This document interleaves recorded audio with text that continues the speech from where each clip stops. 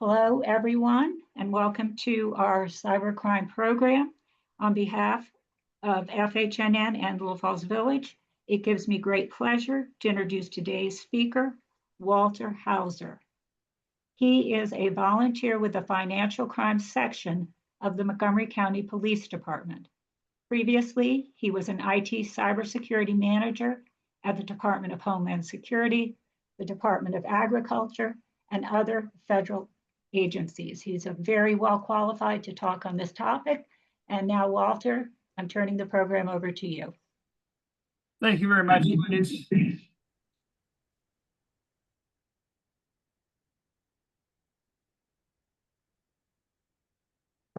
Well, let me start off by saying that my slides aren't working, so I'll start from the beginning and see if I can get them to work. We are all in trouble. We conduct our financial business online. We store our personal data on our devices and on our networks. But few of us understand the risks that entails, nor do we appreciate what it takes to protect ourselves from those risks, nor do we know what to do if something goes wrong. We're going to cover those topics today in this talk. My goal, well, most of us are politely trusting. But with my presentation, my goal is that you become politely paranoid. I'm a volunteer, not a police officer or a county government employee. The views are my own, not official county or department positions. I might reference a commercial product or service. It's for educational or illustrative purposes, not for a recommendation or endorsement. To start off with, give you an idea how big the problem is, the threats that we face, and then talk about securing your devices from those threats, and then what to do if you become a victim, and then cover some resources and questions. So how big is the problem? Well, the FBI's Internet Complaint Center recorded about 900,000, close to 1 million complaints in 2024. Those are all voluntary complaints. People report them by going to the website and filling in the form. They reported about $16.6 billion in losses. That's a 33% increase from 2023. So the numbers are rising. You can see from this chart that we've seen a steady increase from the gold. See the gold bars going upwards. The losses have been going up substantially over the years. So that sounds like a fairly big number. But if you go to the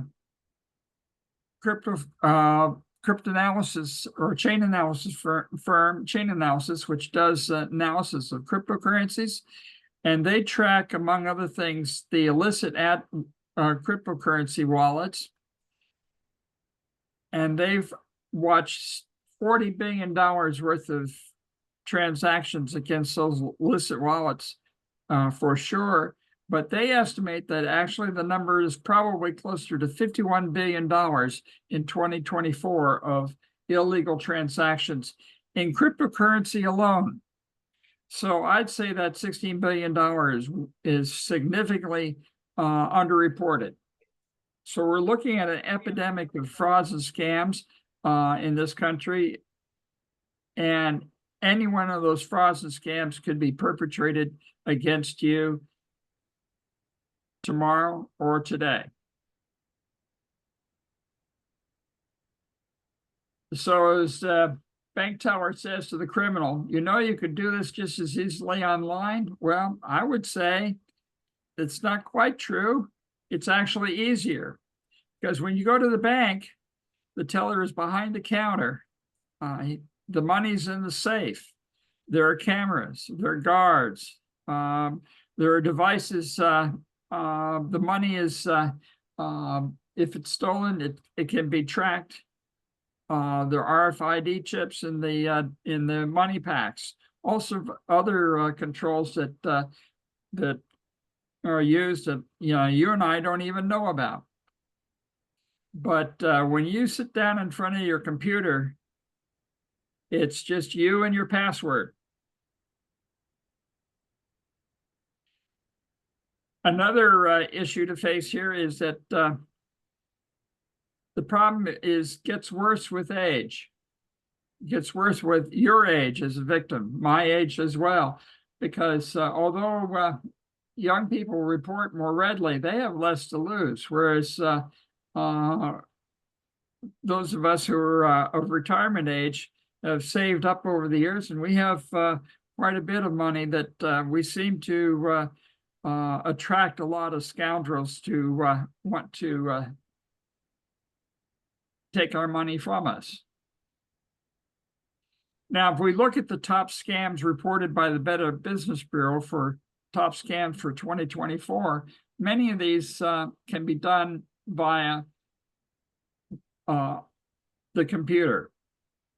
There's online purchase scams, phishing scams. We'll talk about that in detail. Employment scams, debt collection, counterfeit products, vacation, timeshare, travel scams, imposter scams, sweepstakes, lottery, tech support scams. We'll talk about that too, and investment scams.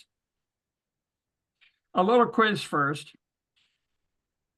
What are the 3 most dangerous devices in your home? Somebody want to volunteer in the chat with the 3 most, just name one of the 3.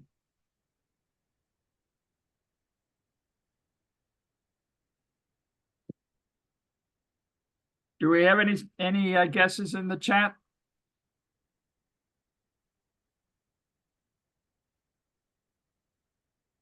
Well, I would suspect that you're sitting in front of one of those 3 devices watching this presentation. It's your computer.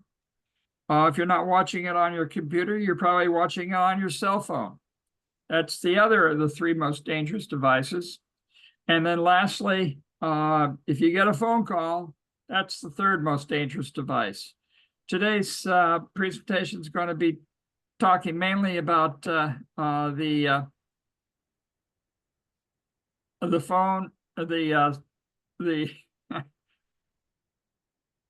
we'll talk about the Ring doorbell later, but that's a good guess. Anyhow, the computer and the cell phone are going to be the focus of this presentation. I do give a presentation where we talk a lot about the kinds of perils that come over your telephone.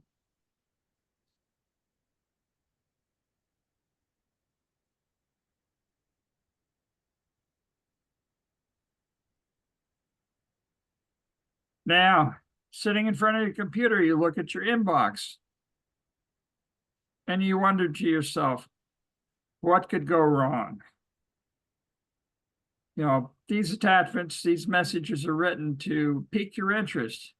And we're all a little bit curious as to what could be in that attachment or what could be behind that link that's on that email. So we're going to talk about the art of phishing.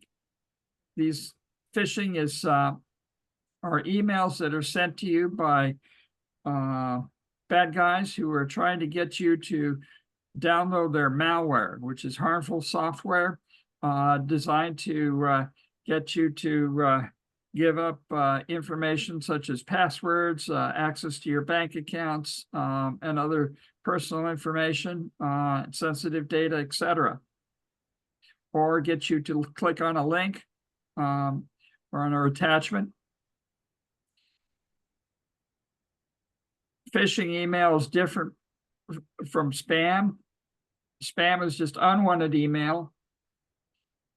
Phishing email comes disguised as spam, and sometimes it can be very difficult to pick out the actively dangerous emails from all the ones that are just annoying. And the bad guys count on that.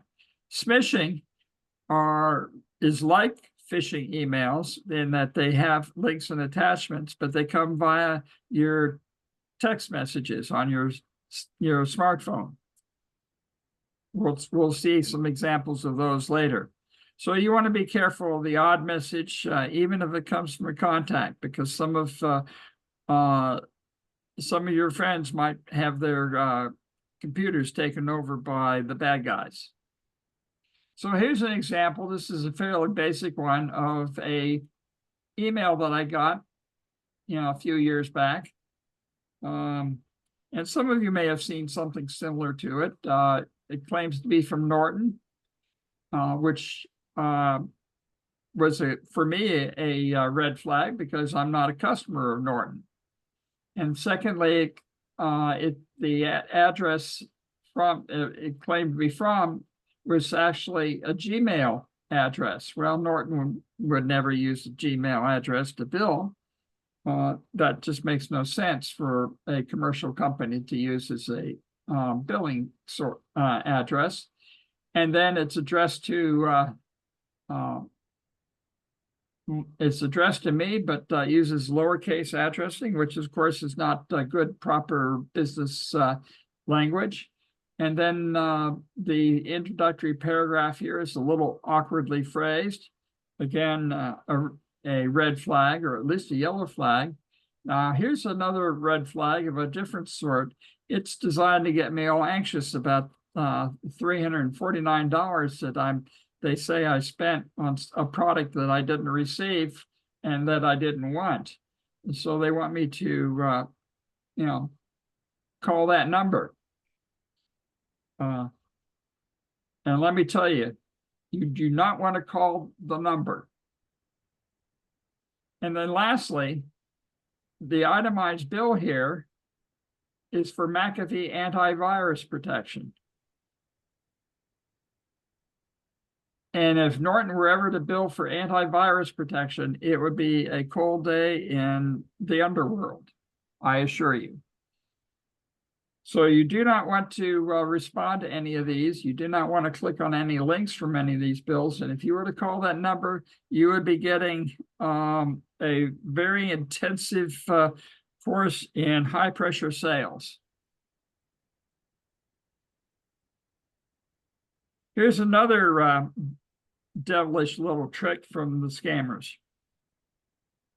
In Cyber Tricks Revealed today, we show you just how easy it is for cyber crooks to make fake PayPal invoices to send to you. The trick here is they come from real PayPal email addresses, so they look much more legitimate.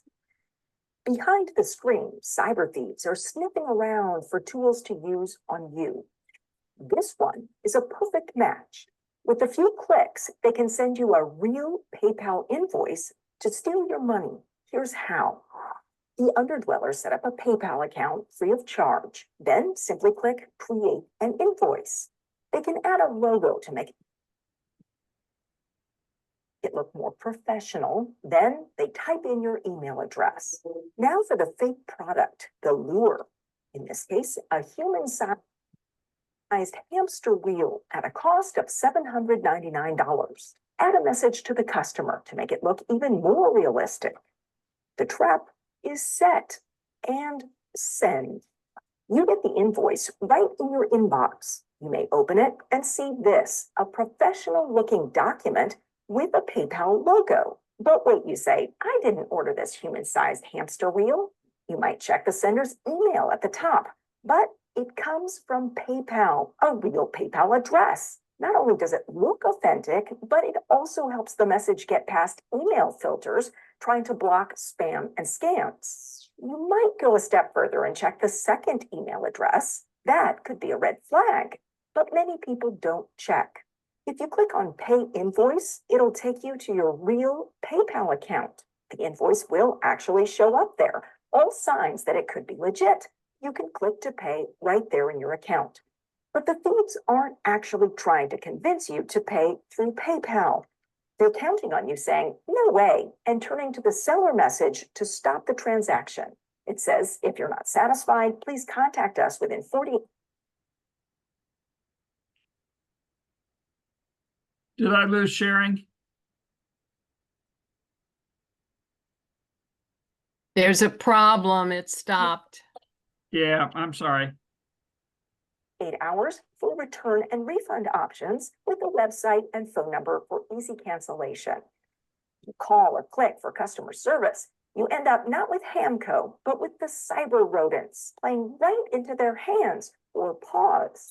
They'll ask for your credit card number or your PayPal password, or they'll trick you into downloading malware onto your computer that will let them transfer money out of your bank account without you knowing. What can you do? Pay attention to the warning notices on emails. At the bottom of this invoice, PayPal says, make sure you recognize the purchase, and if you don't, report it. PayPal told us if you get an odd invoice, don't call the number in the message or click on the link. Don't reply to it or download any attachments. Instead, log into your account separately and look up the invoice info separately. For example, this website, humanhamster.com, doesn't exist. You can forward the tricky email to phishing@paypal.com. After all this, you may view this very authentic invoice in a new light, checking for scams before you bite and lose your money to cyber rats or hamsters behind the screen.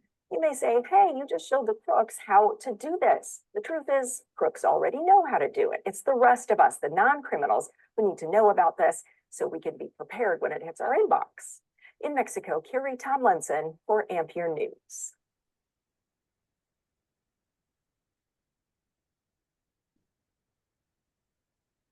So now everybody's heard of artificial intelligence.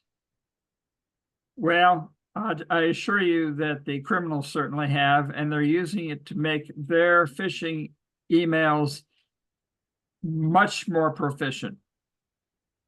This phishing email was sent to a cybersecurity professional who has an international reputation for dealing with email attacks, and he fell for it. He lost control of his own 16,000 entry MailChimp accounts, and because he started reading his email and signed into his MailChimp account when he was half asleep and made some unfortunate choices in his life. So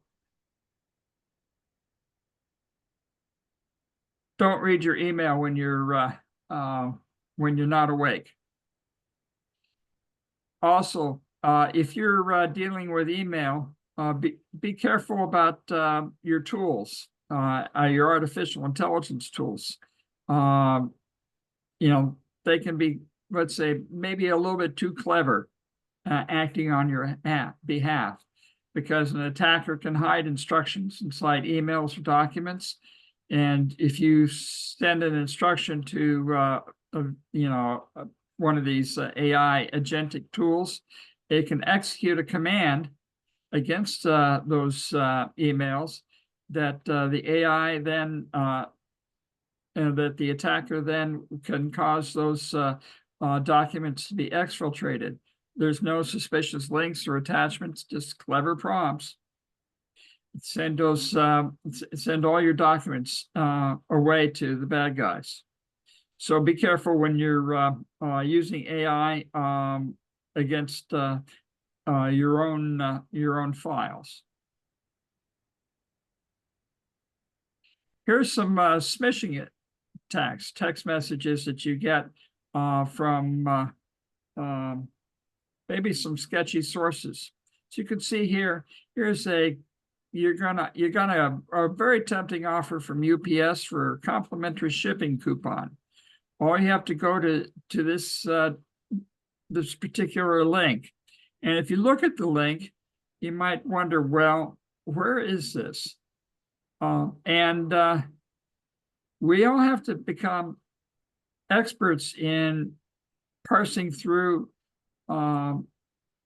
links or domain names.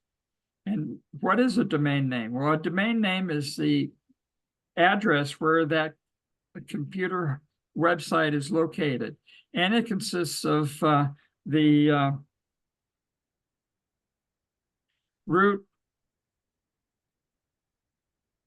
such as HTTPS, which tells it that it's a website, and then this whole bunch of gobbledygook before .com, and then a slash and maybe some more gobbledygook. So the domain name is the stuff that's before the .com, and the last three characters are the top level of the domain. So .com is fairly common, and I imagine most of you are familiar with it. But and you look at it and you say, well, this says USPS, but if you add anything to, before or after or inside USPS, it changes it from US Postal Service to could be anything in the world. So you need to be very careful when you click on these links, because the bad guys are really trying to trick you into thinking that you're going to who they're pretending to be. Now, if you get a text message from your kid saying that they're using somebody else's phone, I'd be skeptical if I were you, because it could be that this is a scammer trying to get you to, text them back or otherwise contact them, and you need to be skeptical. If you have concerns that this might actually be your relative or friend, use the contact information that you have reliably in your own possession, not some stranger's text message or possible, scammer's text message. Now, how many of you have any of you gotten text messages from saying that you have outstanding tolls? Just a show of hands, just pop up those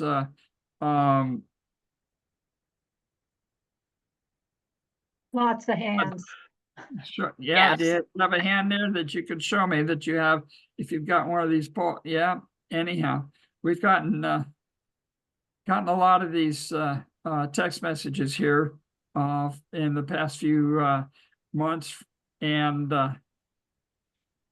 let me say that by and large, these are how the North Koreans are funding their ballistic missile and nuclear weaponry programs. So these are tolls that you don't want to pay. And in case you were, curious about that, the DMV is warning you, or excuse me, the Easy Pass and Drive Easy is sending out these warnings that they're never going to send you a text message regarding your unpaid tolls. So go to the website in your bookmarks for their program.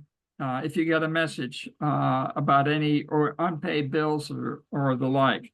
Well, it's especially easy if you've never been on those toll roads. You don't have to worry. Yeah, well, that's true.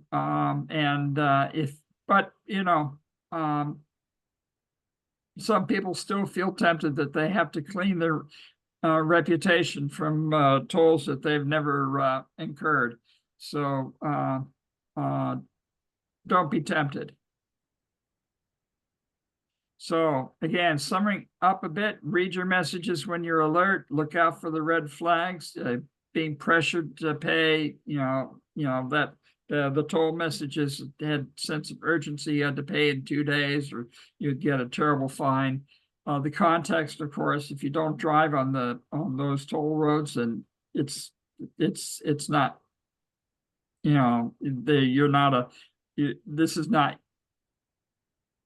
it's not you that's likely to be paying, have incurred a toll. If the message is unexpected, if it gets you excited or gets you feeling like, oh, I got to take advantage of this offer. Use only trusted links, from your bookmarks or from reliable sources, and phone numbers likewise. From only reliable sources, and report and delete.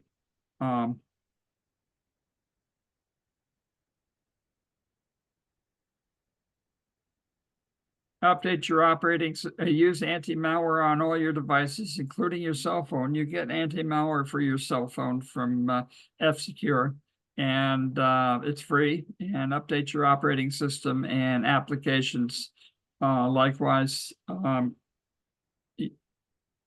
to make sure that you're not vulnerable to these attackers. Here's an attack that's that bit my wife and I. We went to a website, and they prompted for a CAPTCHA to prove that we're human beings logging into the website. Okay, so we're all used to these, and we kind of been trained into clicking on them, saying I'm not a robot.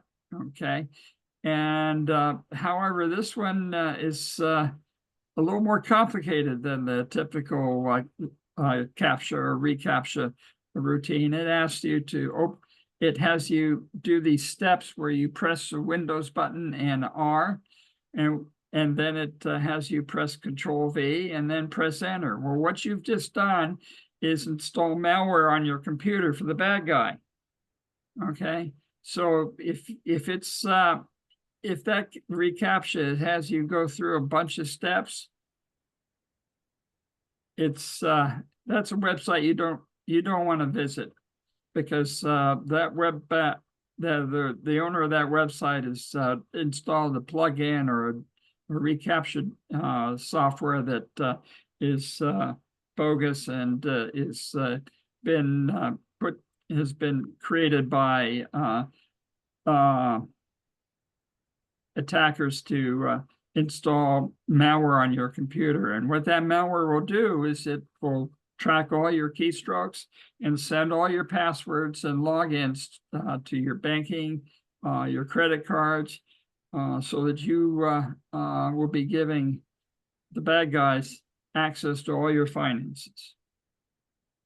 So when we logged into this website from a local charity, and my wife asked me why, and fortunately it didn't work all that well, and she was having trouble logging in. I said, uh-oh. I looked at that and I said, I'm going to turn off this computer, and it's sitting over there right on the shelf, and haven't opened it since, because I don't know what software is running on it, and it's an old computer, and frankly, it was just cheaper to replace it. One of these days, when I'm feeling particularly ambitious and got some time, I'll open it up and see if I can clean it up. But I really don't know how badly compromised the machine is. So don't. It's a tricky, tricky piece of a tricky attack to run up against. Here's another tricky attack to deal with.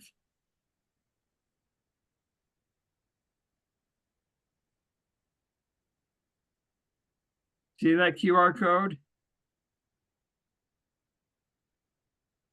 Well, it's not the QR code you were looking for.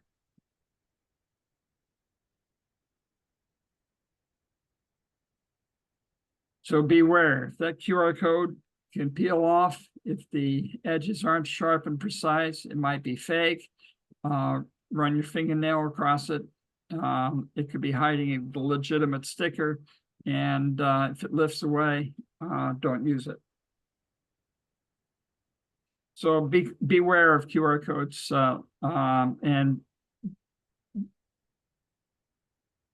and be very careful in the context that you find them. So, and if you're ever tempted to put a sticker on top of a QR code, don't, just reprint the publication.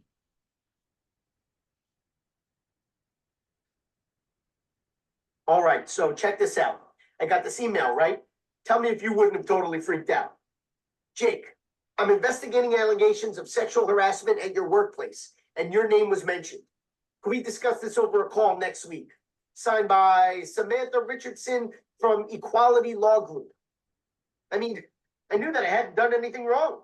Still, this whole situation shook me to my core. In any case, I replied, sure, and we scheduled a call for the following week. Meanwhile, I just had to find out who this Samantha Richardson really was. So I Googled her. Sure enough, her company's website came up, and there she was, her picture staring back at me along with a list of court cases she had won. What can I say? I felt compelled to see what kind of cases she usually tackles. So I clicked on one of them and downloaded a Word file, only to find it was corrupted. Little did I know, I had just infected my computer with a keylogger. The whole scenario turned out to be a scam. Samantha, her website, everything was fake. I only connected the dots a week later when she didn't show up to our meeting. For a whole week, they had been sneakily swiping my passwords and even gained access to my employer's network. Here's the thing. Phishing emails don't always come armed with a suspicious link that you've been warned to avoid. Oh no, these guys know exactly what buttons to push. They knew I wouldn't be able to resist doing a little online detective work. And here's the sobering truth. I was probably just one of many they targeted. Just another fish in the sea. You know?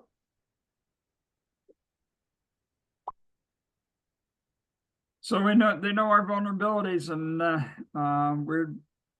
they find a lure that's irresistible. And I don't care how bright you are or how many degrees you have, there's always something that can trigger you. Tech support scams. This is where you get the call from Microsoft or Amazon or Google saying, you've got malware. Warning, call us immediately. Click on this link. Well, let me tell you, you don't want to do that because it'll take you to a fake website.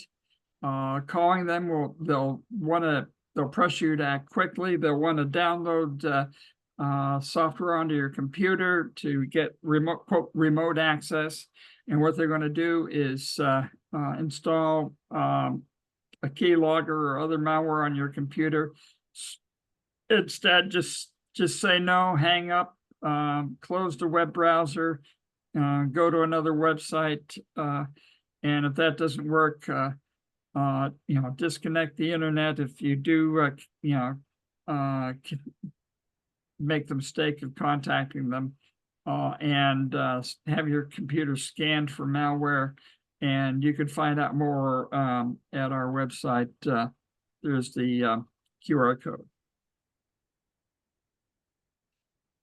Now, the bad guys want to get paid. And so they find ways to get paid where there's little ways where it's hard for you to get your money back.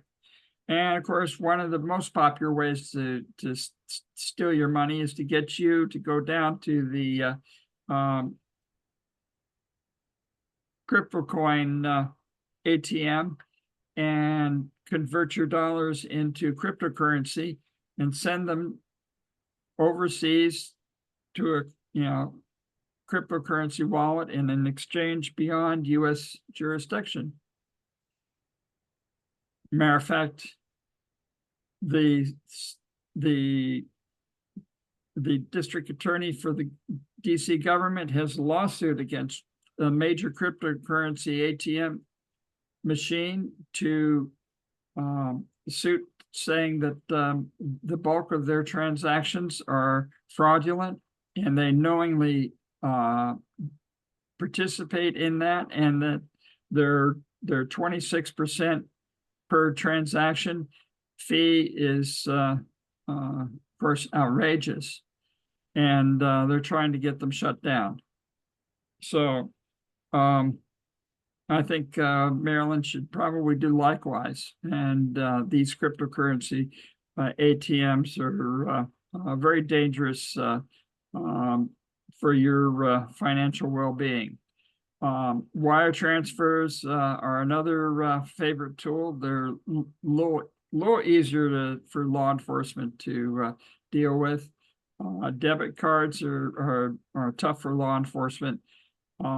Credit cards, of course, have a lot of protection. So if you're going to buy something, that's the best way for you to do so, because you have 30 to 60 days to complain to your credit card company.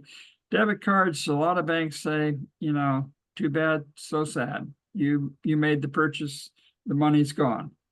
Peer-to-peer transfer like Venmo or Zelle, again, it's even harder to get back than the debit card because the transactions are done through the cell phone network, and the transactions have even fewer controls than a debit card transaction. Gift cards, prepaid cards, again, they're the fraudster's dream, second only to cryptocurrency. And no government agency, no business will require you to be paid will require payment in gift cards or even cryptocurrency. And cash and checks and cashier's checks are, of course, less popular because they do leave more evidence and can be traced. So wire transfer, gift cards, buy now, pay later, money orders, Venmo and Zelle, beware. You don't get reimbursement for scams or mistakes, limit the collection of sharing of personal data. So if you use them, they can sell, your business your transactions, even if they're legitimate. Use gift cards only for family and friends, not for business. And Google Pay and Apple Pay are better because they have, controls such as, security controls, biometric locks, tokenizations, etc. I won't explain them, but they have these controls and dispute processes. But you always must be alert to social engineering. Next, we're going to talk about another consequence of what the fraudsters can do with the data that they collect from you. Hey, Serena, Yeah, what you got in your bag? it's my new heels for graduation.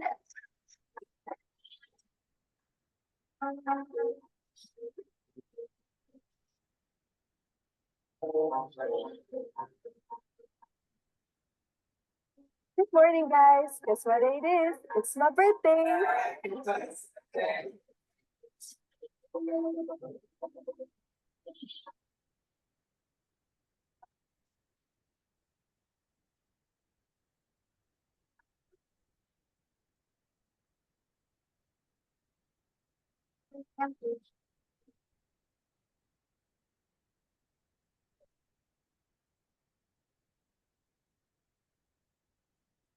Hey, where are these trays coming from?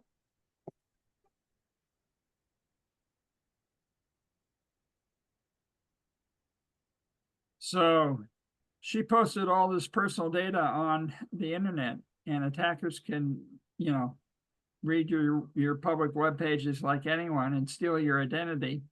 And you charge purchases in your name, rack up deep debt, home loans, mortgages, leave you with the bills, and even a criminal record. Of course, even if you don't post the information on your social media, you can still, with so many breaches, be vulnerable to identity theft because so much of our personal identifiable information is already for sale.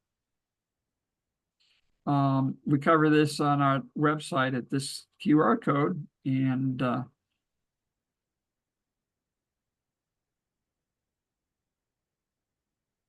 why is that the case? Well, data brokers make a business of collecting, analyzing, and selling our personal data. There's 1,700 registered in the United States, and those are the legit registered ones, and 4,000 to 5,000 estimated globally. And then there's anybody that has a computer can collect data, download it from the dark web or all sorts of other sources, and sell it to people who want to scam you. So it's a scourge. The market value of this legitimate business is nearly $300 billion. So controlling this this business of selling your data is going to be very difficult. So how do you protect yourself? Well, you've got to guard your accounts and your PIN numbers, set up account alerts, for all your credit cards and for your bank accounts. Have them send you, a email or text message every time there's a transaction, so that you can be alerted in case there's a transaction that's done illegitimately. Review the activity on your monthly statements, of course. Although sometimes, in my experience, that might be a little late, but it's better than never. And My bank sends me an email notice whenever there's an exceptionally large check. Yesterday I got one and the check was legitimate, but they sent me the email notice, which I like. yeah, I haven't sent for, they send me a notice for anything above a certain limit.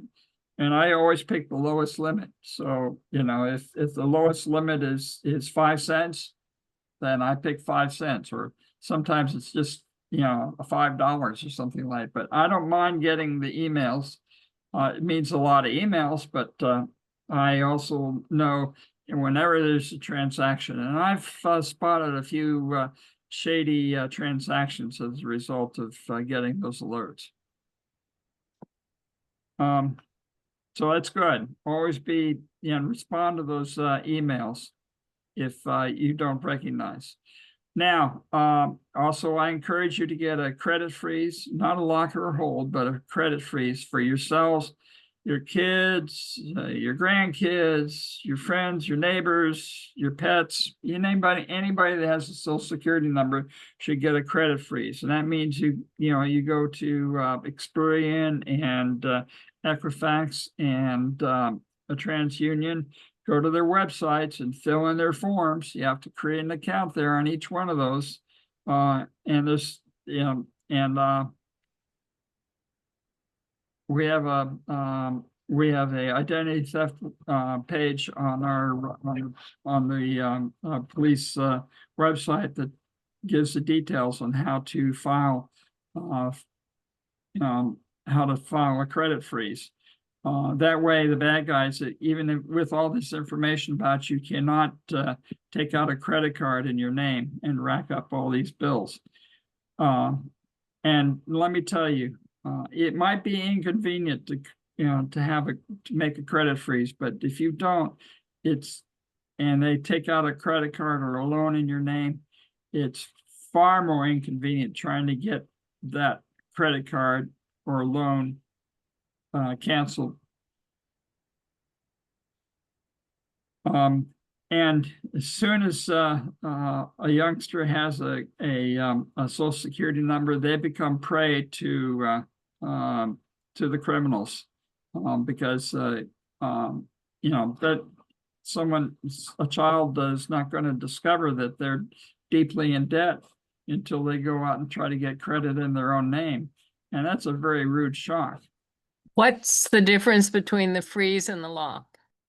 Well, a lock or a freeze is required by law, specified, and its behavior and conduct is specified by law, that they cannot give out any information about your credit and until you lift the freeze. Whereas a lock is a product, a hold is a product, and it can be the terms of the lock or hold or whatever else can change. So, and they can charge you for them too. So the freeze is free. Once you've applied it, if you need to go get a credit, if you need credit, you can go on and unfreeze it for a week or a few days. I have one friend who unfreezes it for a few hours because they're in such a situation that, you know, they've got bad guys that are monitoring, you know, their credit on that kind of frequency in order to exploit them. So they don't, you know, they've got to act quickly. Where do you go to get the freeze or the lock? Do you go to your Okay. Wells You go to Experian, .com, Equifax.com, TransUnion.com. You don't go to the bank itself. Oh, no, you don't go to a bank. You don't go to the credit cards. You have to go to the credit bureaus. You can get details on this at the Federal Trade Commission's website, identitytheft.gov. Thank you.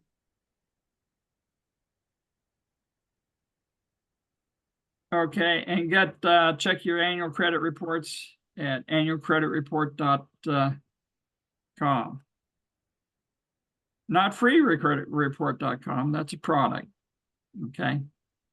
There's all sorts of gimmicks that some of these companies have put together, you know, and even though they say it's free, it's not.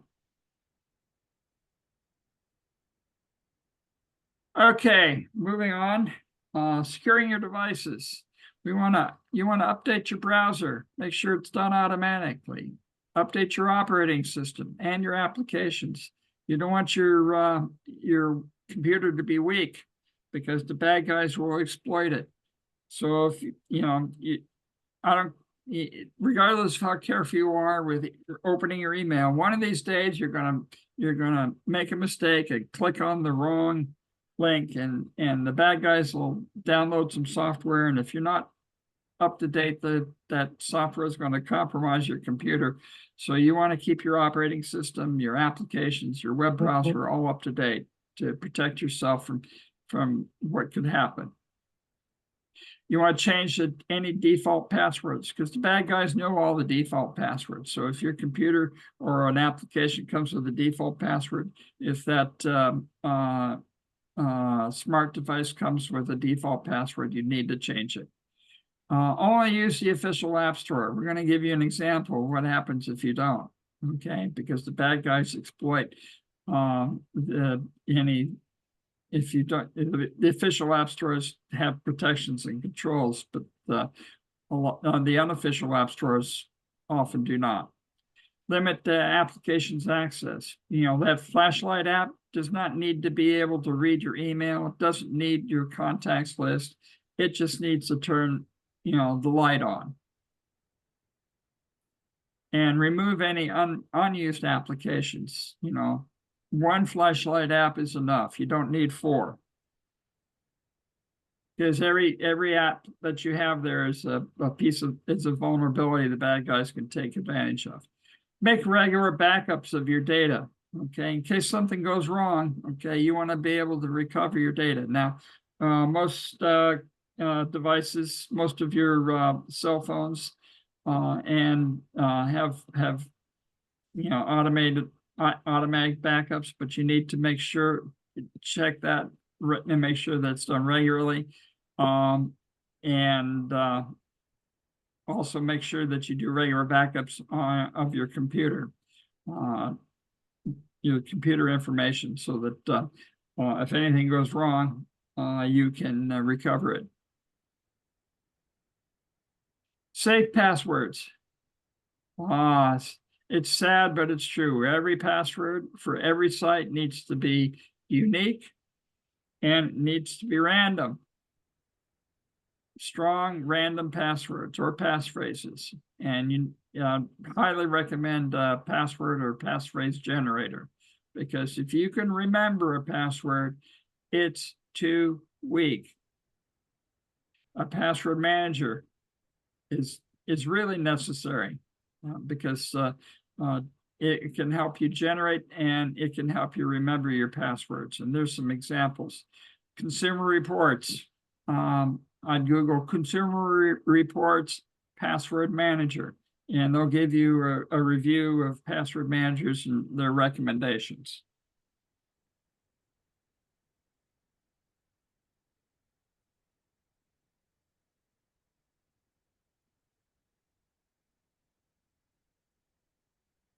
Simple way to create a strong password that is easy to remember is to use a short phrase. You can pick 4 totally random words like correct horse battery staple, or something fun that makes no sense like dinosaur riding time machines. Now throw in a number like this and a special character like this. Finally, capitalize some of the characters and remove the spaces. This is the final password. The longer the password, the stronger it is. However, there are a few rules to keep in mind. Don't use any personal information like your name, birthday, etc. And it's better not to use a known phrase from a book or song. And don't reuse this password everywhere. It should be unique per app. If you find it hard coming up with passwords and remembering them, try using a password manager for personal usage. As for work, ask the IT team if they approve of password managers, because they may have better methods, so always follow their direction. And regardless of how strong your password is, always turn on multi-factor authentication whenever possible.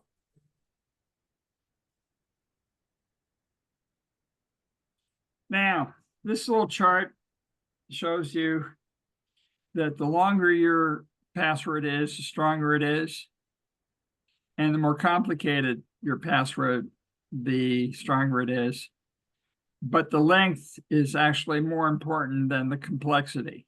So that you can, if you have a 18 character password and it's just numbers, it's stronger than if it's upper lowercase letters and symbols, but it's only 4 or 5 characters. Okay. So that's something to keep in mind. So go for length, and you have to meet the minimum requirements that are often imposed. So you might have to go for letters and symbols, but definitely go for length. Short passwords are bad news. Security questions. Of course, I hate security questions. Those are the stupid questions that they ask you in order to avoid having to, change your, reset your password. So it's the question that, what was the make of your, first car? What street did you live on when you were born? And all sorts of, what was the name of your childhood friend, and a bunch of other stuff that, basically, can be found in Facebook if you're not careful. So don't use answers that are found in Facebook. Instead, you should lie. This is a place where I actually encourage lying, because what I do is I take the password generator and I add, if you have to have more than one security questions, I take the password generator to generate the random character string and add 1, 2, and 3 for the first, for the 3 security questions that they require of me. And then I have to plug that into the password manager in order to remember it, because I'll never remember the question and the answer. So anyhow, it's a bit tedious process, but I think I'm getting, fewer websites that are asking for security questions these days. And I think that the trend is passing.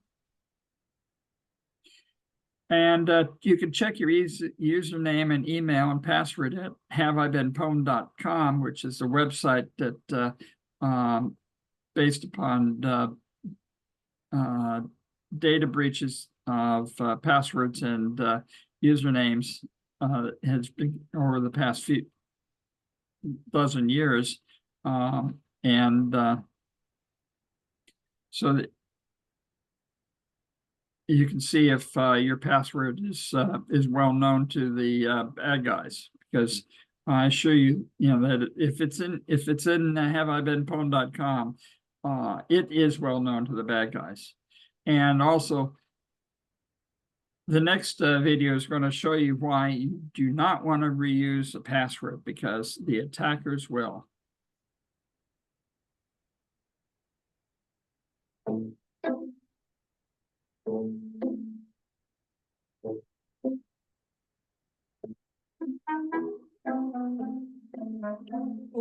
sesame.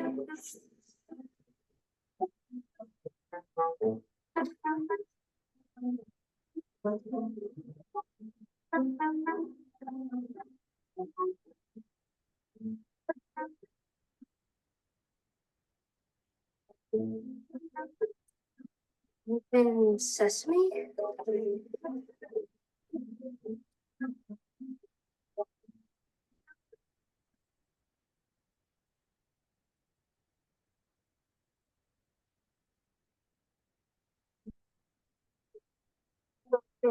sesame. Oh. Open sesame.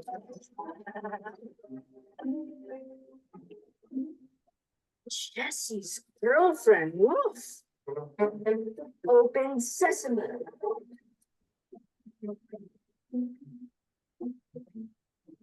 Jackpot. Magic words and passwords aren't so different.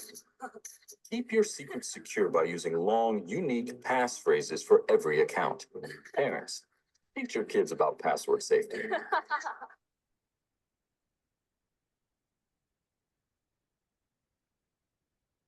Open Sesame, not a good password, and certainly you don't want to reuse it. Multi-factor authentication.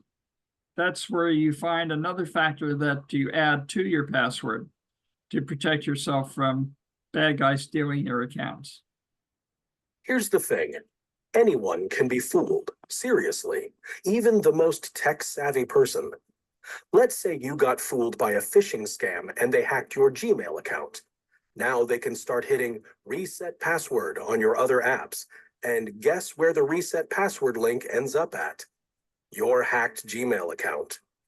And that's why a password isn't enough to secure your digital life. We need a second authentication method, or what is usually referred to as multi-factor authentication. It's when you need to type in a code after you enter your password to finish logging in. This code is either sent to your phone or generated by an app that creates new codes every few seconds. This way, even if your password was stolen, they don't have that second code to get in. Many apps have this option, but it's turned off by default. You can usually find it in Settings, Privacy or Security, and look for multi- or two-factor authentication. Using an authenticator app is the preferred method because scammers found ways to also fool you to give them the code that was sent to your phone.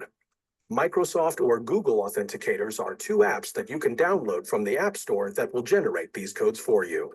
If your company has an alternative method, follow their direction. Oh, and never share these codes with anyone. I mean, anyone.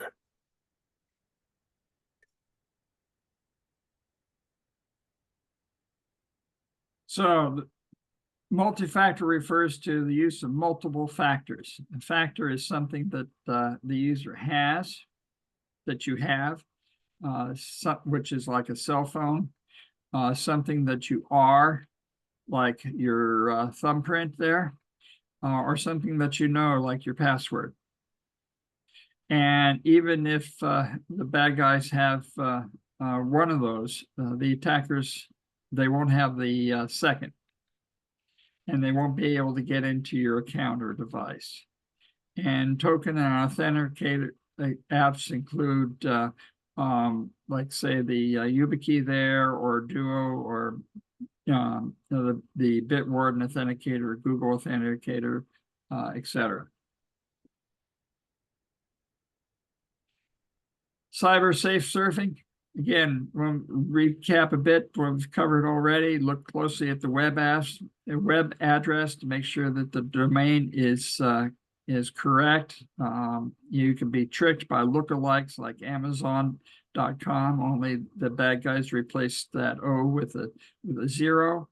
Hard to tell if you just look at it. Your password manager, of course, will detect it because it's got to match perfectly before it will insert your password into the website. So that's why another benefit of password managers. Attackers can use AWS or Azure to give themselves apparent legitimacy, but anybody can sign up for an AWS or Azure website.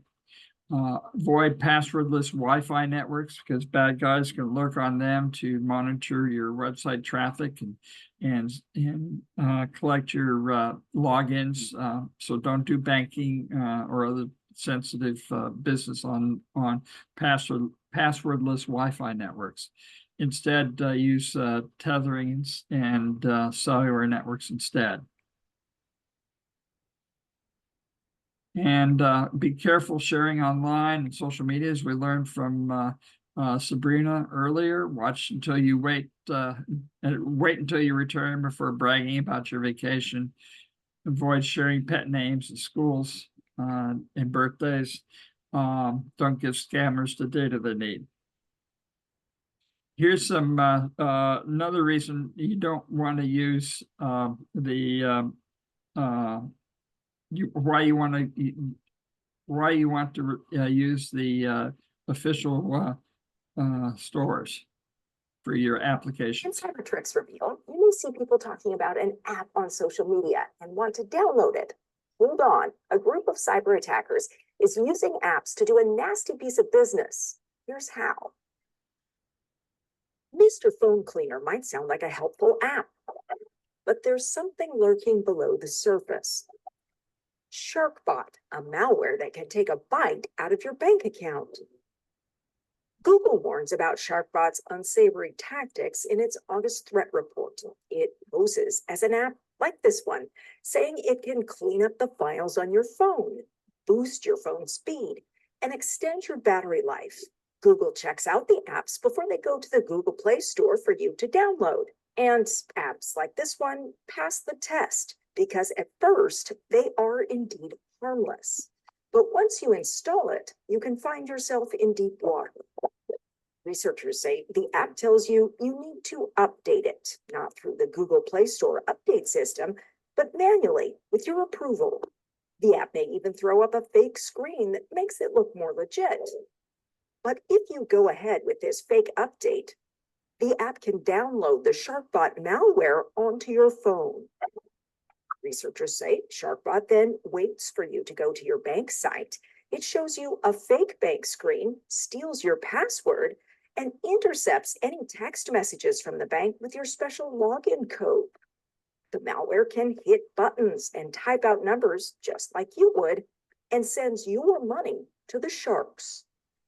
SharkBot has surfaced in a number of apps on Google Play over the last 2 years, according to researchers, like this one, Antivirus Super Cleaner, Antivirus Wi-Fi Cleaner Booster, File Manager All-in-One, File Manager Ice, X File Manager, File Voyager, and Kill-Heavy Mobile Security.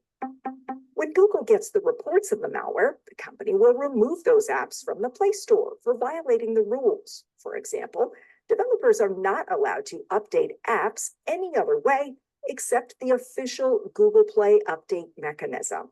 But these devious apps often show up on non-Google app sites, a good reason to stay away from apps on these third-party stores. What to do? Researcher Alberto Seguro with Fox IT advises, be wary of apps from the Google Play Store that ask you to install updates manually instead of through the official Google Play system. Avoid installing apps that claim to be cleaners or antivirus from companies that are not well known, since many of the SharkBot apps use cleaners or antivirus as cover. And overall, install as few apps on your phone as possible, only ones you really need to lower your risk of shark attack. One of the best pieces of advice is to check the reviews before you download an app. Read the negative ones first because crooks can make a lot of fake positive reviews that can skew the results. And if there are no reviews for an app, you might want to hold off before you download. I'm Carrie Tomlinson in Mexico for Ampere News. Good advice there, Terry. So again, be careful what you download. Don't click on anything in an unsolicited email or text message that asks you to update or verify your account information. instead go to the website via your bookmarks or a password manager.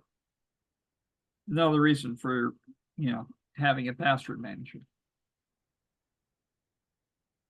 Here's another peril that's new thanks to artificial intelligence. Here is a look at one of our fully functioning prototypes. When you come to this website, you're presented a web page from what seems to be a small business. The store has a name, pictures of the storefront, an owner, and a catalog of products. The descriptions foster trust, claiming that Elegant Gems is a premier jewelry store that offers quality products and reliable service. There's an audio testimonial to that effect as well. Welcome to Elegant Gems, a premier jewelry store offering a wide range of exquisite pieces. Our collection includes beautifully crafted earrings, necklaces, bracelets, and rings that are perfect for any occasion. In the catalog, we can select items to add to the cart, which we will do now and proceed to the checkout. Before we check out, we are presented with a choice to log into Facebook. Selecting the login option will open a page that looks like a secure login portal. We'll put in some fake information here.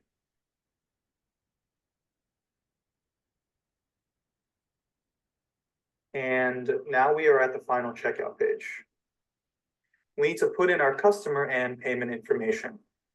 Once again, we will use fake information here.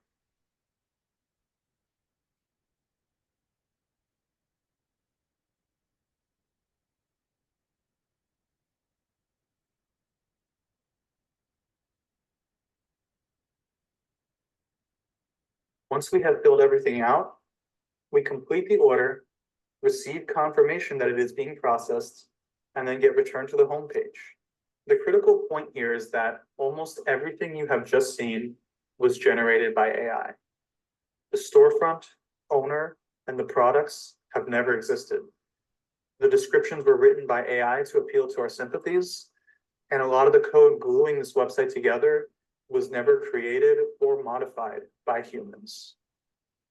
And to create one of these websites, it costs just around $4 in 8 minutes. And for a few $100s, one could launch an entire campaign. Here's a few more examples with AI-generated advertising to go with it. So what we learned from our endeavor into the malicious use of these technologies is that there's a lower barrier to entry to create more harm at scale. The fusion of code, text, audio, and images creates more sophisticated attacks that can target savvier users. And because the human factor is what enables social engineering, knowledge is one of the best defenses. Going forward, it will be important to approach custom websites and products with caution.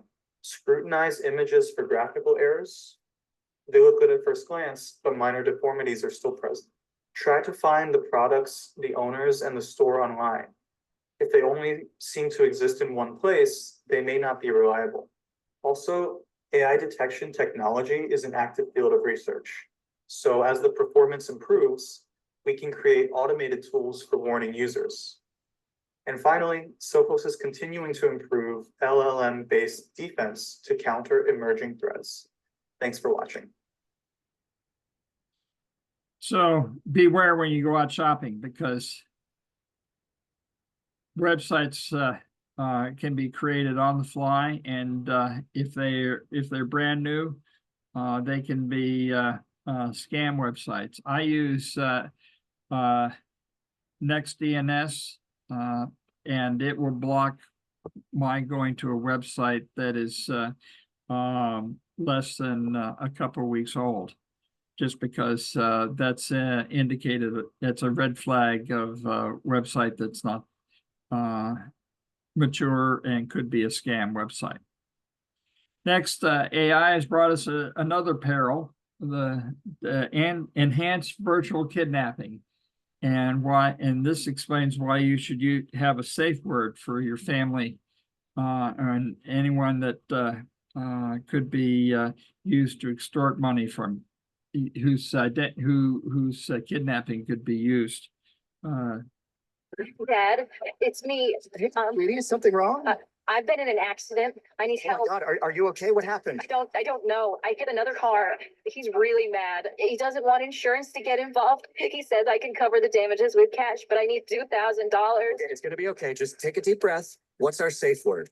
What are you talking about, Dad? I'm scared. Just send the money. With AI, scammers can sound like anyone. Create a safe word with your family today. Learn more at staysafeonline.org. So extortion can be done more extensively and effectively online through use of computer technology and cell phone technology.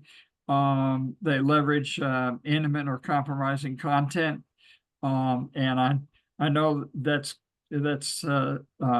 become common amongst younger people, but I have talked to my work with the AARP Fraud Watch Network. I've even talked to seniors who have been extorted by intimate photos by people that they thought they were in love with, who turned out to be criminals. And it causes a lot of trauma and financial loss. Not only are they not just losing money, but they're losing having their hearts broken. So only friend people that you know in real life, that you have met in person, and secure and monitor your social media accounts. And if you do run into someone who's trying to defraud you with an extortion or any other kind of fraud, cease communications.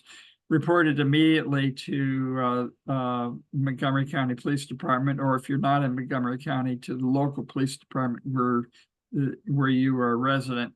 And in the case of sextortion, you also want to contact the Special Victims Investigation Unit. And we cover this topic at this website, QR code. Some more tips on cybercrime prevention. Beware of urgent claims. Slow down. Don't hurry. Think. Be honest with your sense of vulnerability, greed, or fear of missing out. Government agencies don't call or email out of the blue, nor do they demand payment in gift cards or cryptocurrency. They'll send you a snail mail or written notice. Ask a trusted friend or relative to get a second opinion. That helps you slow down. Get somebody to look at it from a distance. Get you out of the state of anxiety, away from the scammer who's getting you all upset. Share your stories, and beware of recovery scams, because if you share your story, particularly on social media, the bad guys may jump in there and offer to get your money back. And well, that's just another kind of scam. Verify links and email addresses and telephone numbers on your own, out of band. Don't use information provided by a potential scammer. Use bookmarks or links from your password managers or your web browser. Validate changes in an account directly from the company. Internet of Things. These are the smart devices that you have in your home. They're not secure. The S in IoT stands for security. In other words, there is no security. They come with a complete operating system and web apps, but they're generally out of date, rarely updated, and bugs aren't fixed. And as such, they become a beachhead into your home for the bad guys to listen and spy on you. So if you're lucky, they'll only just mine for cryptocurrency. And use your electricity and tie up your computer. They can also attack other people from your computer, and that might get you in trouble.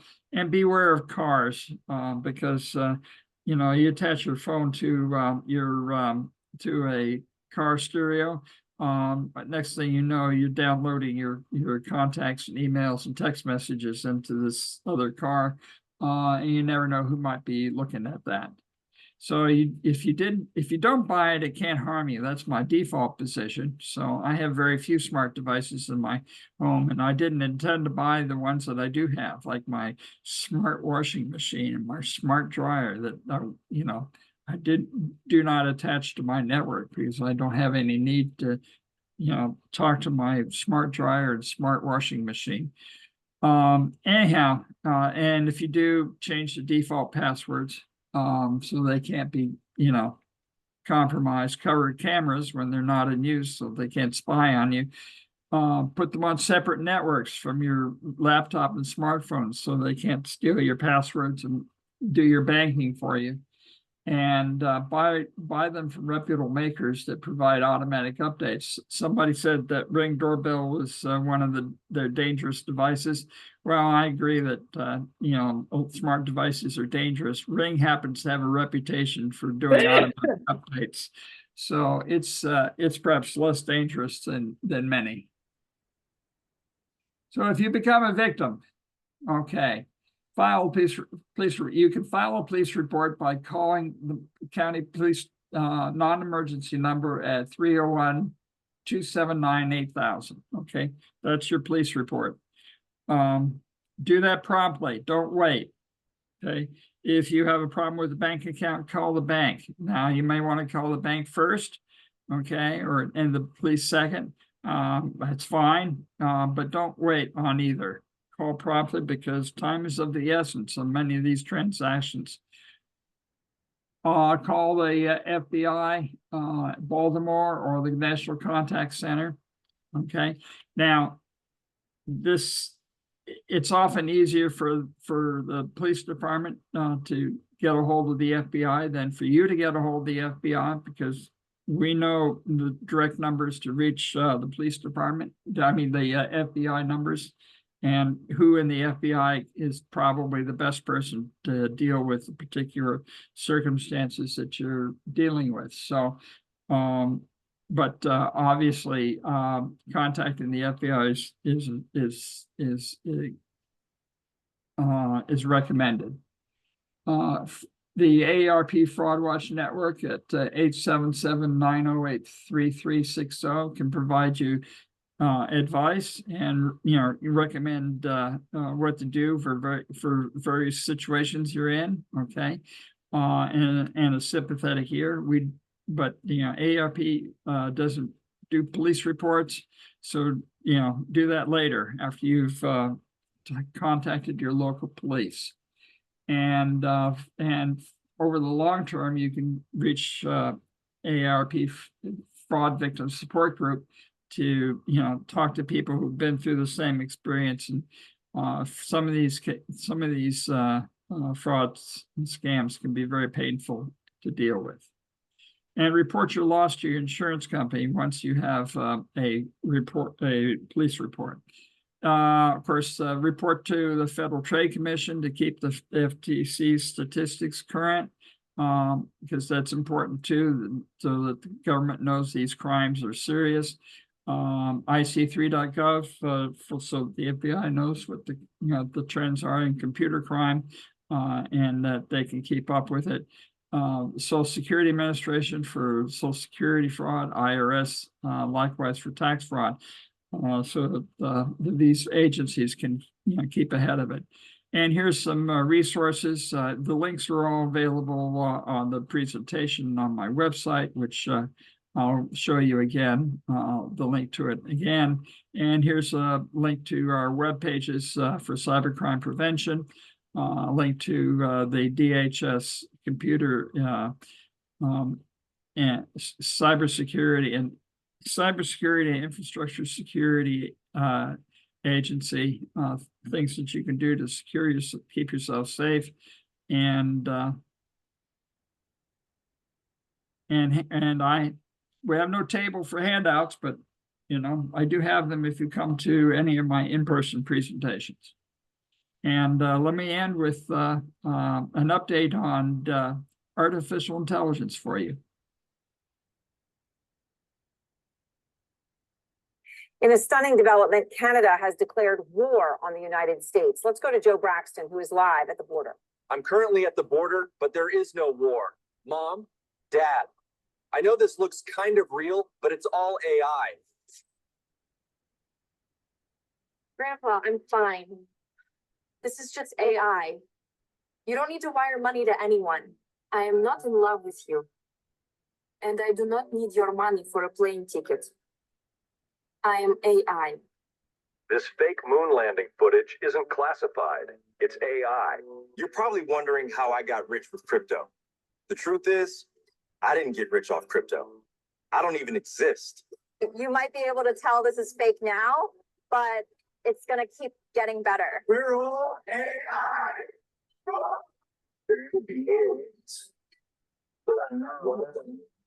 I'm AI. Herbal supplement did not cure my cancer. I'm not even real. Uncle Fred, the government has not been taken over by lizard people. You don't need to send us $5,000 in gift cards because you missed jury duty. Grandma, it's not real. It's AI. It's AI. It's AI. Bro, it's AI. Fake faces. Real consequences. Think before you trust. I appreciate the message of this video, but it was all made with AI too. So can we even trust it? It looked pretty real to me.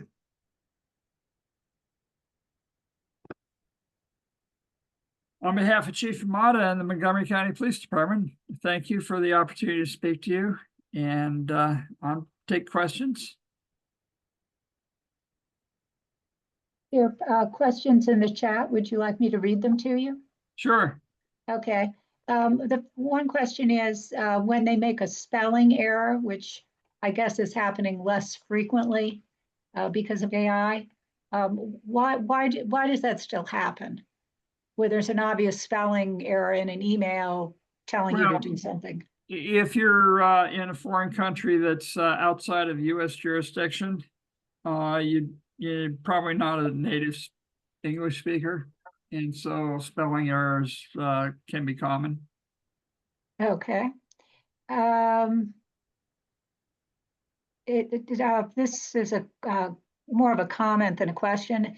When people report via the phishing.com or PayPal or whatever, it doesn't seem to have any effect when you report to the phishing emails. Right. Well, because there's so many phishing emails, they send them out by the millions. Doesn't have an effect. That's true. There's a cumulative effect in terms of the volume. You still advise us to do that? I mark them as spam, and hopefully maybe the Google spam algorithm will pick them up so that other people won't get them, or I'll cease to get them. Okay. It's a constant struggle. I find it increasingly frustrating. And as the AIs improve the quality of these attacks, I even fall for them. That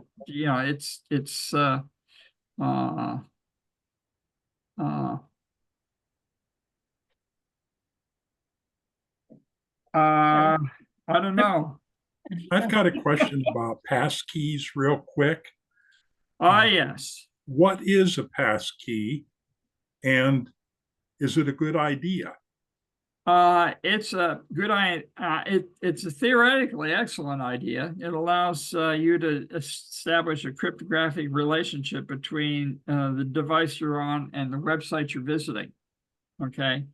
The problem that I've encountered with passkeys is if you are using, let's say, your cell phone or your computer is the basis for your passkey, then you're at risk of having to reestablish the passkey if you lose control of your cell phone or computer.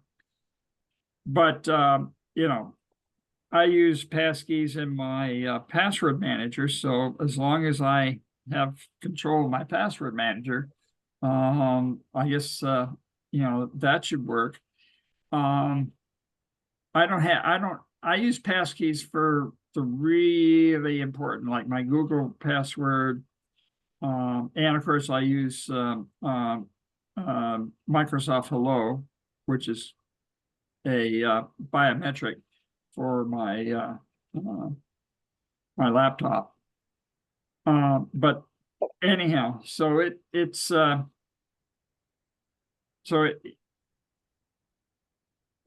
I don't want to go into any more on passkeys than that, because that would probably not only confuse you, it probably would confuse me. Here's a question. You mentioned free anti-malware for phones. I use F-Secures because I had originally used Lookout, and then Lookout got bought by F-Secure. And it's free. So I'm sorry, can you spell that for us? And is that for Apples and Androids, or just one or the other? Or put it in the chat, put the. Yeah, I did. Okay, and is that for all phones or just certain kinds of phones? I don't know about Apple. Okay, so it's more for Androids. Yeah. Okay. And let me, somebody asked for copies of the slides. Let me see if I can get to the website where that will be and drop that note in there. Okay. And that was your first slide. Yeah.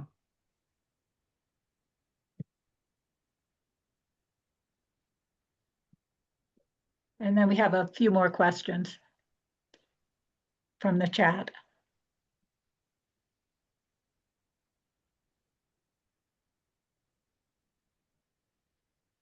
Oh, no, God, that's not it. Let me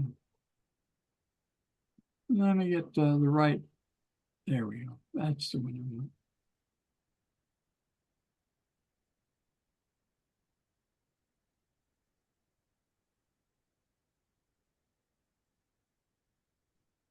There you go. That's the slides are at that's an older version of the slides. Let me know if There it is. It's at the bottom, copies of the slides, the bottom of this screen. For if you want to take a picture with your phone, that might be the easiest. Another question is, some parking lots are using QR codes now to pay for parking. How do you deal with that? Is that secure?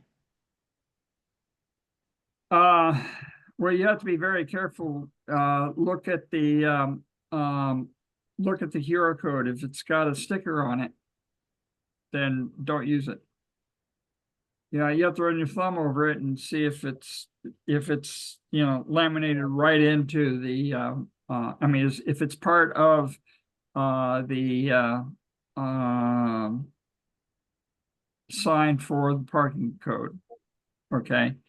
If you I use an app, and the app has codes for the lots, and the lot codes are printed on the screen, but the lot codes, you can't fake the lot codes like you can the websites.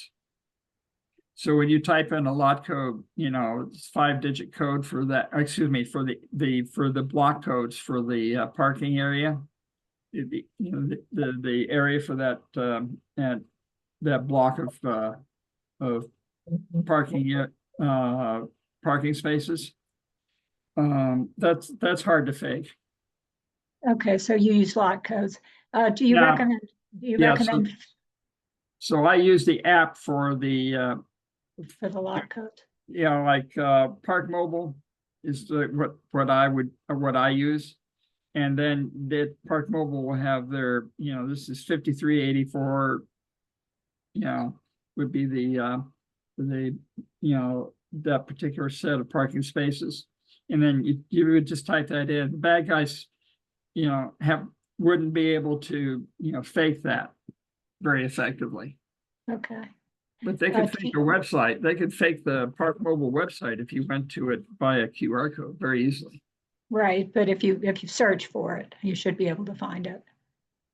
But if you go to the Google Play Store or the Apple Right. Store and download the official Park Mobile app and then use that, you're much safer. Okay. Do you recommend Face ID? For your laptop? Let's It say just for my laptop? it's not specifying that. Well, that's what I use to log into my laptop. But, that's because I have a camera on my laptop. Okay. On my desktop, I don't have a camera. This person wants to know what password managers are safe. Let me give you a link to the, let's see. Let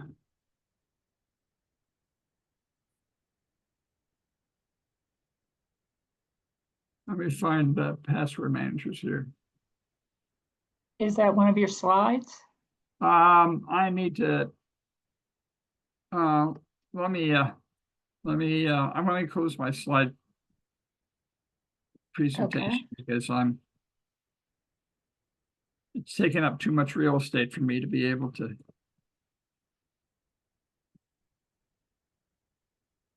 Answer the questions. And let me see if it's in here.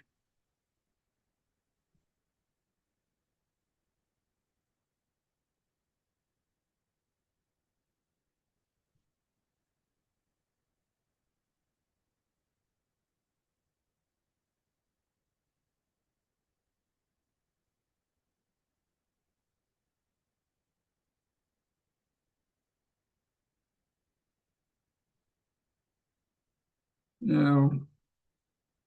Let me see here. I'm gonna have to narrow that down a little bit.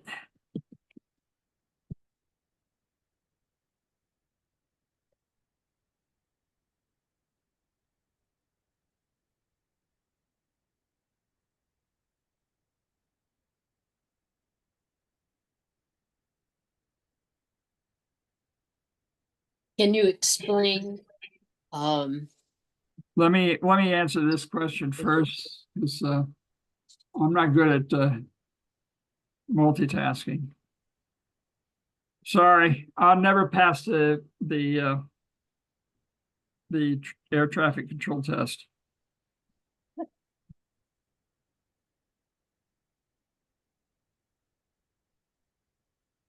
Okay, let me dump this in here. Password managers.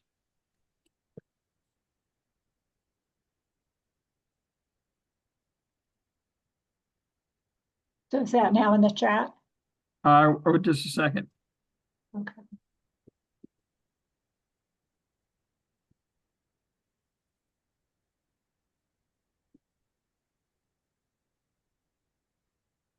There you go, 2 reports, one from Consumer Reports, the other one from New York Times. Okay, what's the next one? Oh, well, I'm not sure who the person was who had a question. I've got a bunch of questions in the chat, but go ahead, whoever was speaking. Can you explain Next DNS? Next DNS is a DNS service, which they have a free level, and then they have some paid tiers that offer enhanced services. But one of the services that you have to install it on your computer, so you have to know how to reset the DNS setting on your local machine. Okay. But what it'll do is when it looks up a website, okay, to resolve the web address, it will check that that URL, as it's called, the web address, to see how recent it is in the Whois database. And if it's recent, it says, oh, that's suspicious. I'm not gonna let you go there. Okay, thank And you. you can buy other services with that. Now, your standard FiOS and other internet service providers do not offer that service. You have to pay extra for that. If you want to be safe, it's going to cost you extra. Security is not a default setting on your computer.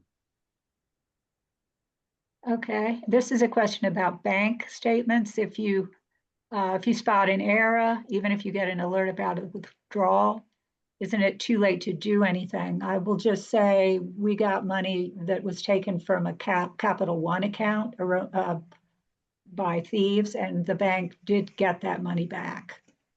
So I don't know about every bank account, but that happened a year ago. Walter, you want to address that question?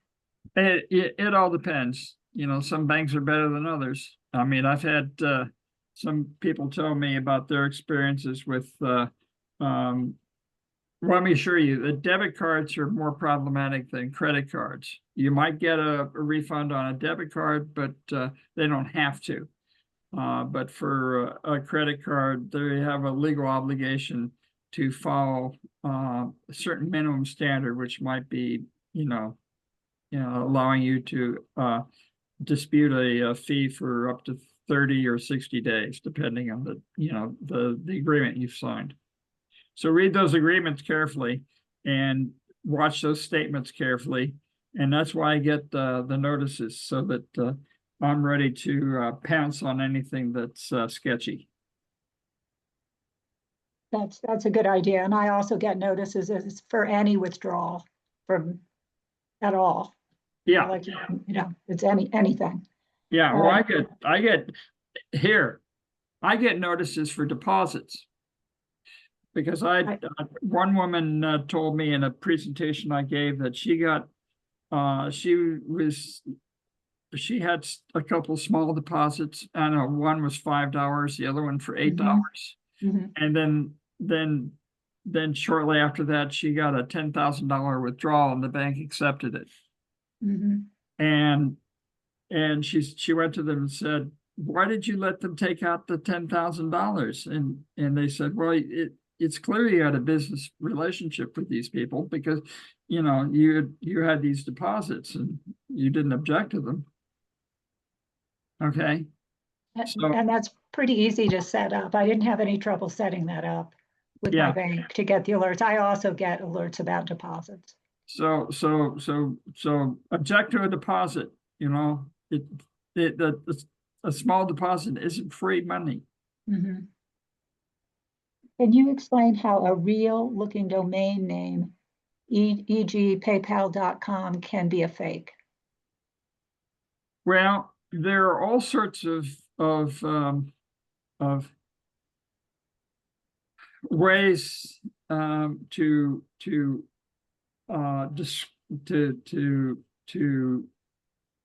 express. There are also ways to code information, but have it render as if it is in normal English. Okay. So, and there's something, one of those ways, for instance, is called Punycode.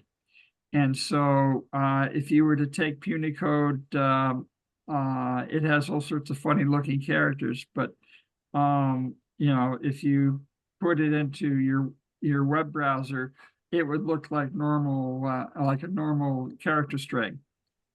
And you might think that you were going into a legitimate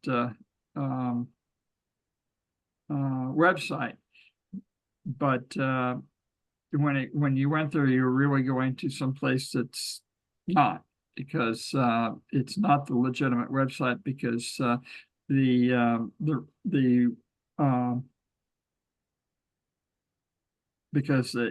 though the Punycode rendered to something that looked legitimate, it really wasn't.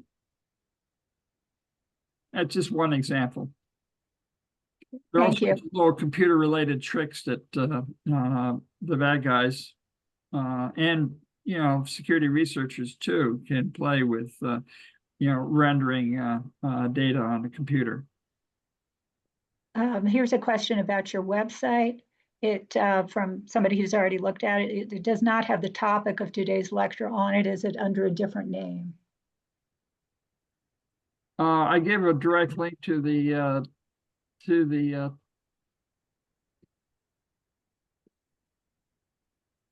slides. I'll copy it and post it again.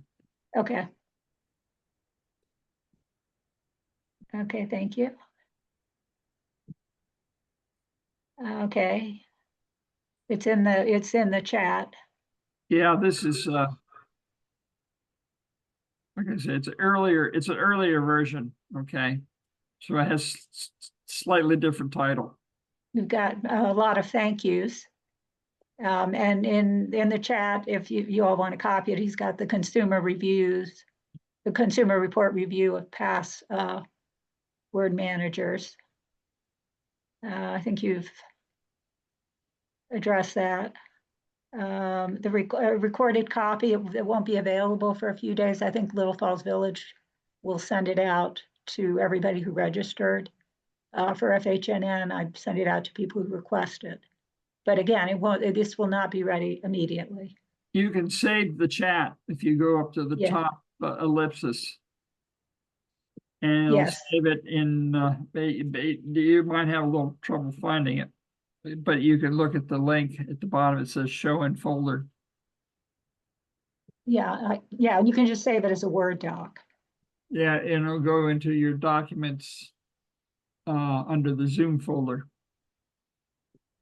So I think I've tried to get to the questions in the chat. Apologies if I missed any.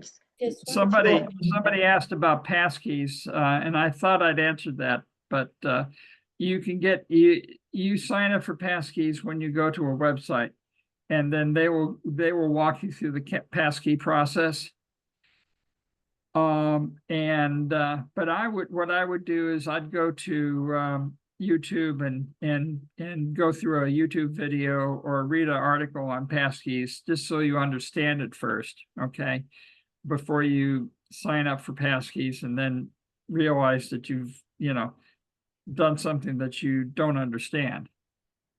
Okay, because if you sign up for passkeys and using a computer as your base for the passkey, then you're not going to be able to get into that website using passkeys from any other computer.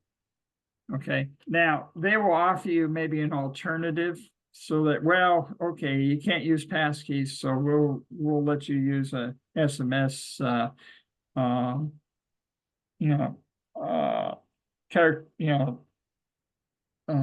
text string. Okay, and it's kind of like, well, it kind of defeats the purpose of passkeys.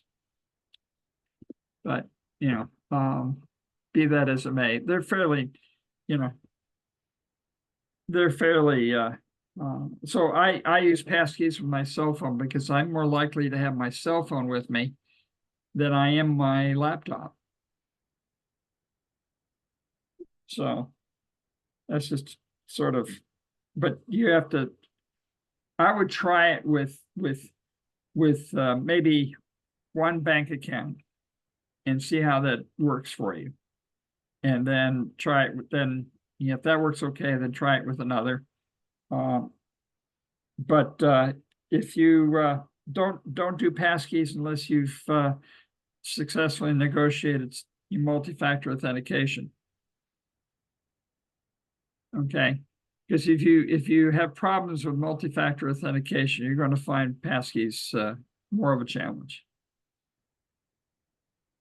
Got some nice comments in the chat. I want to reiterate it's really wonderful that you are giving us all this information and particularly as a volunteer, to share all your years of knowledge with us. I mean, certainly I learned a great deal. Well, I appreciate you giving me your time, and because I know it's a lot of information, and it's hard to wrap your head around all of it. But the problem I have is that the curse of knowledge. I got all this information, and it's a challenge figuring out, well, you know, if I don't tell them about this, then maybe they're going to fall prey to it. Well, we're very grateful for your time, and if nobody else has any more questions, I think you all can log out. And thank you all. This